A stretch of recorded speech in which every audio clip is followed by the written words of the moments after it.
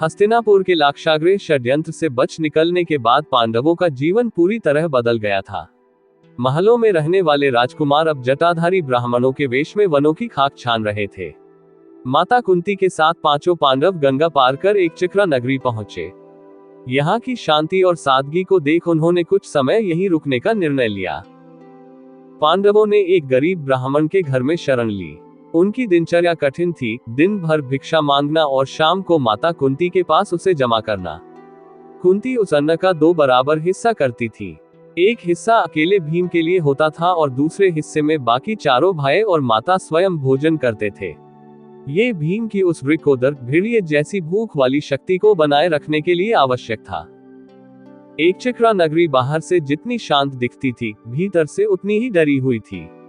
एक दिन जब बाकी 4 भाई भिक्षा लेने गए थे, भीम और माता कुंती घर पर ही थे। अचानक उन्हें ब्राह्मण के घर के भीतर से हृदयविदारक विलाप सुनाई दिया। ब्राह्मण अपनी पत्नी से कह रहा था, हे प्रिय, मैं तुम्हें और हमारे बच्चों को इस संकट में छोड़कर कैसे जा सकता हूँ। लेकिन यदि मैं नहीं गया तो वह राक्षस पूरे नगर को नष्ट कर देगा। ब्राह्मणी रोते हुए कह रही थी, स्वामी, आप घर के स्तंभ हैं। आपके बिना बच्चों का क्या होगा। आप मुझे जाने दें। पतिव्रता स्त्री के लिए अपने पति के प्राण बचाना ही सबसे बड़ा धर्म है। उनका छोटा पुत्र, जो अभी अबोध था, एक तिनका लेकर बोला, पिताजी, मैं इस तिनके से उस राक्षस को मार गिराऊंगा, आप मत रोइए। ये दृश्य देख माता कुंती का हृदय पसीज गया। उन्होंने कमरे में प्रवेश किया और दुख का कारण पूछा। ब्राह्मण ने बताया कि नगर के समीप एक पहाड़ी गुफा में बकासुर नाम का एक बलशाली राक्षस रहता है। वर्षों पहले उसने नगर पर भीषण हमला किया था। नगरवासियों ने अपनी जान बचाने के लिए उससे एक समझौता किया। प्रत्येक सप्ताह नगर का एक परिवार एक बैलगाड़ी भरकर भोजन, चावल, मांस, मदिरा और पकवान लेकर जाएगा।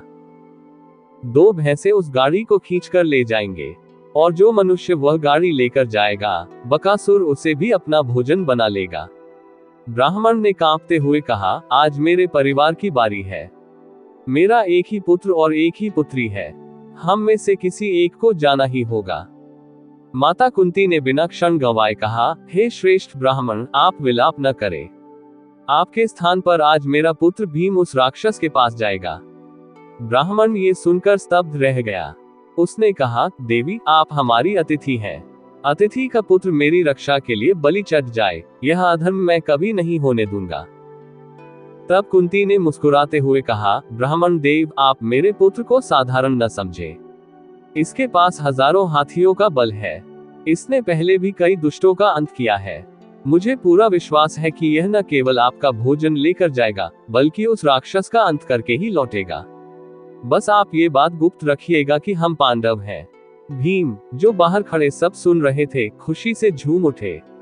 उन्हें युद्ध और भोजन दोनों ही प्रिय थे और आज उन्हें दोनों मिलने वाले थे। निश्चित समय पर भीमसेन ने अनाज और पकवानों से लदी भारी बैलगाड़ी तैयार की। नगरवासी उन्हें देख रहे थे। एक बलिष्ठ, तेजस्वी ब्राह्मण युवक जो मौत के मुंह में जा रहा था, लेकिन उसके चेहरे पर डर का नामोनिशान नहीं था। जैसे ही भीम गुफा के पास पहुंचे, उन्हें जोरों की भूख लगी। उन्होंने सोचा, राक्षस को मारने के बाद खाना ठंडा हो जाएगा, क्यों न पहले मैं ही इसका आनंद लूं। भीम गुफा के मुहाने पर बैठ गए और बड़े चाव से सारा अन्न, मिठाइयां और मांस खाने लगे। वे बीच बीच में राक्षस को चिढ़ाने के लिए जोर जोर से अट्टहास भी कर रहे थे। अंदर सो रहे बकासुर ने जब किसी के हंसने और भोजन की महक सुनी, तो वह बाहर आया।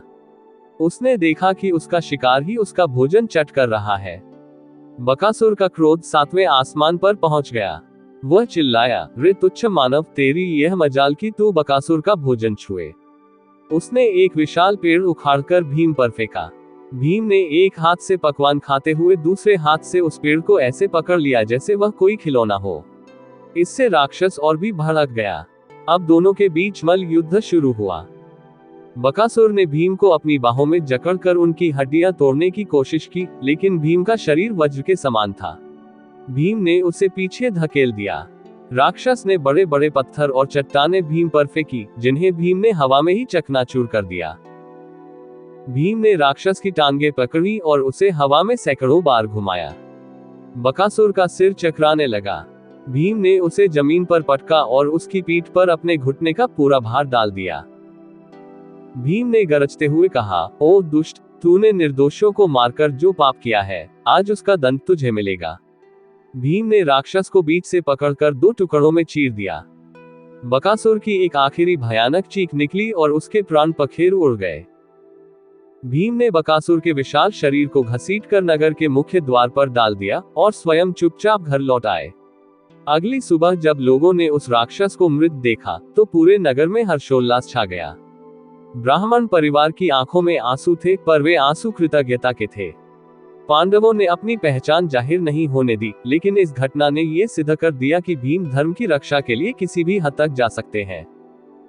बकासुर वध की यह कथा केवल शारीरिक शक्ति की विजय नहीं है, ये भय पर विजय की कहानी है। बकासुर वह डर था जिसने एक पूरे समाज को पंगु बना दिया था। लोग चुपचाप अपना बलिदान दे रहे थे क्योंकि उनमें संगठित होकर लड़ने का साहस नहीं था। भीमसेन का वह भोजन करना दर्शाता है कि जब आप शत्रु के सामने निर्भीक होते हैं तो उसकी आधी शक्ति वहीं समाप्त हो जाती है। माता कुंती का त्याग ये सिखाता है कि जो समर्थ हैं, उनका कर्तव्य है कि वे निर्बलों की रक्षा के लिए अपने प्रियजनों को भी आगे रखें। बकासुर का अंत पांडवों के उत्थान की पहली बड़ी सीढ़ी थी। इसके बाद ही उन्हें द्रुपद नरेश की पुत्री द्रौपदी के स्वयंवर की सूचना मिली, जहां से उनके जीवन का एक नया अध्याय शुरू हुआ।